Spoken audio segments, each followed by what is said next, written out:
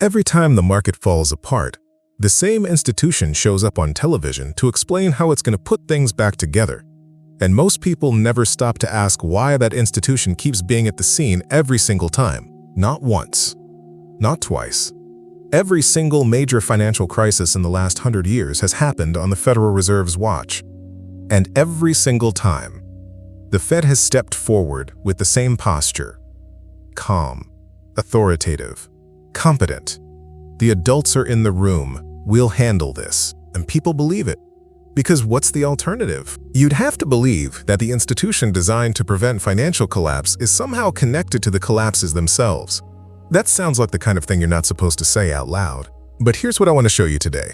Not a conspiracy, not a theory, a mechanism. One that was written down in careful detail by an economist working in Vienna more than a century ago. A mechanism so precise that it describes not just what happened in 2008, but what happened before 2008 and why it had to go that way. And then it describes 2020 and 2022. The question I want you sitting with for the next few minutes is this. If someone had this figured out that clearly, that long ago, why is it that nobody in Washington, nobody at the Fed, nobody on financial television ever seems to know about it?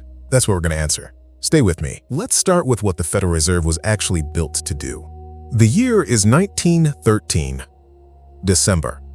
Congress passes the Federal Reserve Act, and President Wilson signs it into law. The stated purpose is stability. The banking panics of 1907 had rattled the country. Banks failing, credit drying up, businesses shutting down. And the political consensus was that the United States needed a central institution to manage the money supply, act as a lender of last resort, and smooth out the boom and bust cycle that kept making ordinary Americans' lives unpredictable. That was the promise. A more stable economy, fewer crises, a financial system with a steady hand at the wheel. Now look at the records since 1913. The 1921 Depression, the crash of 1929 and the decade-long catastrophe that followed, the stagflation of the 1970s, the savings and loan crisis of the 1980s, the dot-com collapse in 2000, the housing crisis and financial meltdown of 2008, the worst since the Great Depression. And then 2022, when inflation hit 9.1% and the purchasing power of every dollar Americans had carefully saved quietly bled away. That is the institution's century of stability. I'm not saying this to be dramatic. I'm saying it because the gap between the promise and the record is exactly the right place to start asking questions. Not emotional questions, mechanistic ones. Not who is to blame, but how does this keep happening, and is there something about the institution itself that makes it happen? It turns out there is, and it was described in print before the institution existed. The year is 1912. Vienna, Austria. A 31-year-old economist named Ludwig von Mises publishes a book. The title in English is The Theory of Money and Credit. It is not a pamphlet, not a polemic, not a prediction about any specific country or any specific crisis. It is a systematic analysis of what money is, what credit is, and what happens, mechanically, inevitably, when a bank or a central authority expands credit beyond what real savings in the economy can support. The book is dense. It is not the kind of thing that ends up on a bestseller list. But inside it is an argument that, once you understand it, you cannot unsee. Mises's argument goes like this. In a free economy, the interest rate is a signal. It tells entrepreneurs something specific. How much real savings are available to fund investment. When people are saving more, setting aside money, deferring consumption, the interest rate falls naturally because there's more money available to lend. That lower rate is a genuine green light. It says real resources exist, real savings exist. Investment projects that will take time to complete can actually be financed. But what happens when a central bank steps in and pushes the interest rate down artificially? Not because people are saving more, but because the institution decides that lower rates would be good for the economy. The signal changes, but the reality behind the signal doesn't. Entrepreneurs see a low interest rate and respond rationally. They do exactly what the signal tells them to do. They borrow, they invest, they launch projects. A construction company breaks ground on a development.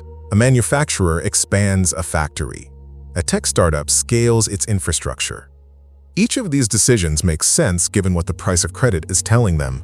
The problem, and this is the entire mechanism, is that the signal is false. The savings don't exist. The real resources to see those projects through to completion are not there.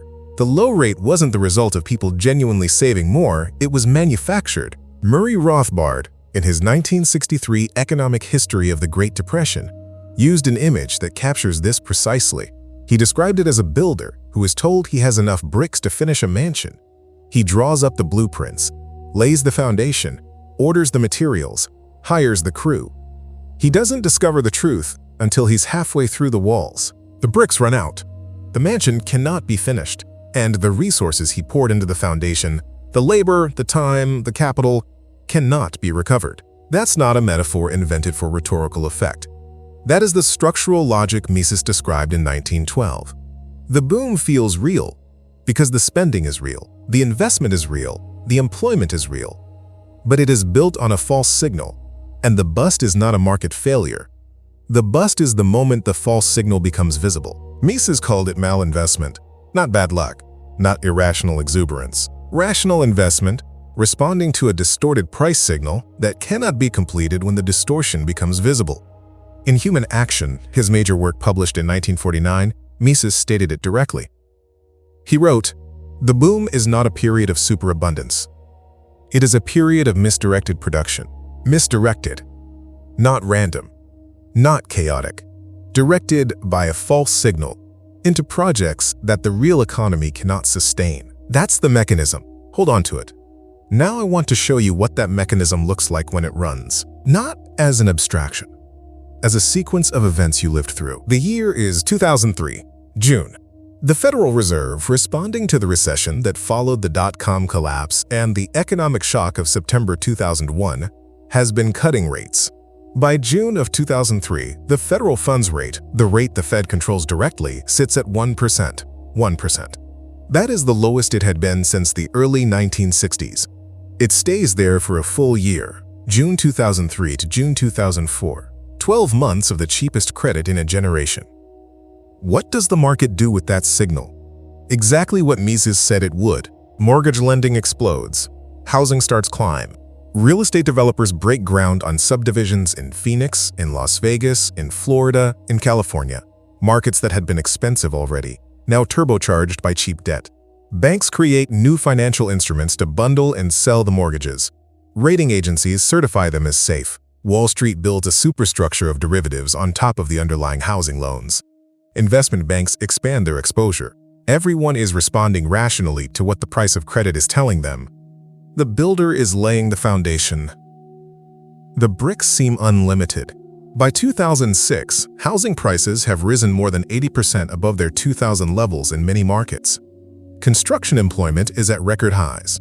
Mortgage brokers are approving loans to borrowers who couldn't have qualified 2 years earlier, because the system's logic demands it. The signal says, keep building. Then the Fed starts raising rates. June 2004. They raise again and again. By 2006, the federal funds rate is at 5.25%. The signal changes. Adjustable rate mortgages reset. Monthly payments jump. Borrowers who could barely afford the low-rate version cannot afford the new payments. Defaults begin. Then they accelerate. Housing prices in the overbuilt markets start to fall. And when housing prices fall, every financial instrument built on the assumption that they would rise begins to fail. By September 2008, Lehman Brothers is gone. The federal government is backstopping the entire financial system. And the Federal Reserve, the institution that held rates at 1% for 12 months and sent the false signal, is on television explaining how it's going to fix it. Mises wrote the description of that sequence in 1912. And then they did it again, March 2020. The Fed cuts the federal funds rate to effectively zero in response to the pandemic. Near zero. It stays there for 2 years, March 2020 to March 2022. 24 months of the cheapest credit in the institution's history. The signal goes out again. Investment floods into assets. Real estate again, this time joined by technology stocks, cryptocurrency, private equity.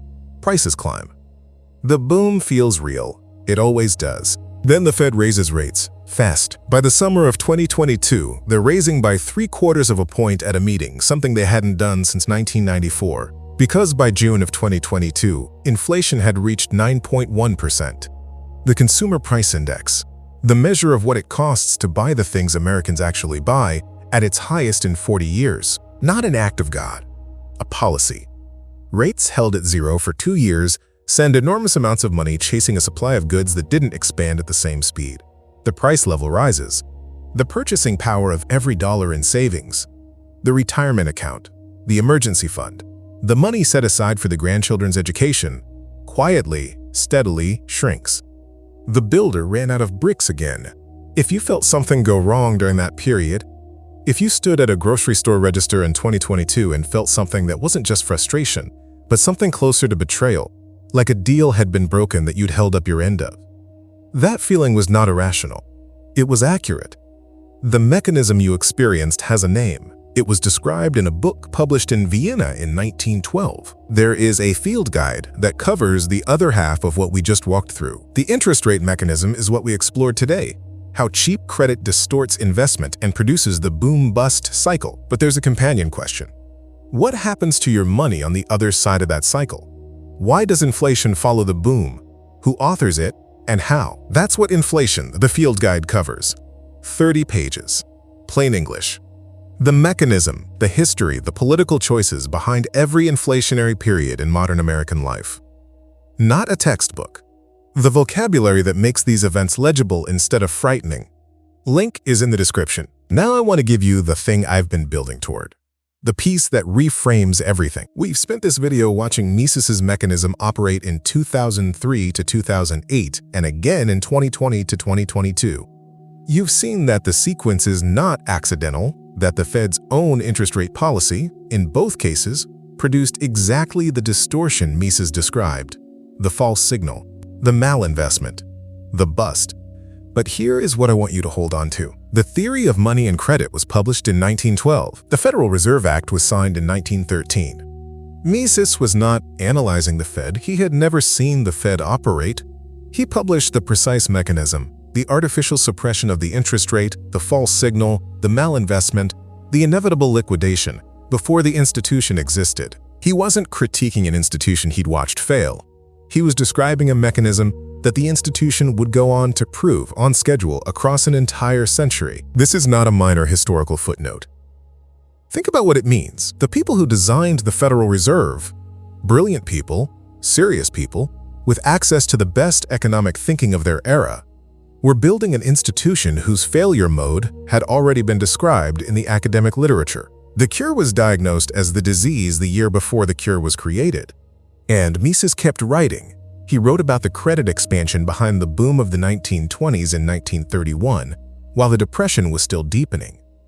He watched his mechanism operate in real time and described it in essays that almost no one in a position of influence chose to read. He was right is almost too simple a phrase for what happened. What happened is that a man produced a precise, verifiable, demonstrable description of an institutional failure mechanism, and the institution was built anyway, and failed in exactly the way he described, repeatedly across more than 100 years. That is not a conspiracy. Conspiracies require secrets. This was never a secret. It was published in 1912. What it is instead is something more uncomfortable than a conspiracy. It's a choice. Every policymaker who has held rates artificially low watched the boom build and then managed the bust. They were not operating in ignorance of the Austrian analysis. They were operating with a different theory, one that told them the benefits of cheap credit outweighed the distortions.